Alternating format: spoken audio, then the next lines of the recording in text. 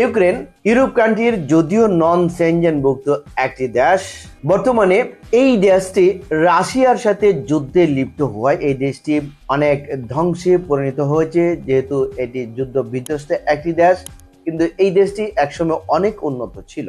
বর্তমানে এই দেশে রয়েছে প্রচুর পরিমাণে বিভিন্ন পেশায় কাজের সুযোগ। আপনারা ইউক্রেনে গিয়ে কিভাবে কাজের সুযোগটি লাভ করতে পারবেন এবং কি কি পেশায় কাজ করতে পারবেন। ইউক্রেনে বর্তমানে রয়েছে জেনারেল ওয়ার্কার হিসেবে বিভিন্ন ফ্যাক্টরিতে কাজের সুযোগ, ফুড প্যাকেজিং, ফুড প্রসেসিং ফ্যাক্টরিতে প্যাকিংম্যান, প্যাকিং হেল্পার হিসেবে কাজের সুযোগ এবং কনস্ট্রাকশন সেক্টরে জেনারেল ওয়ার্কার হিসেবে কাজের সুযোগ।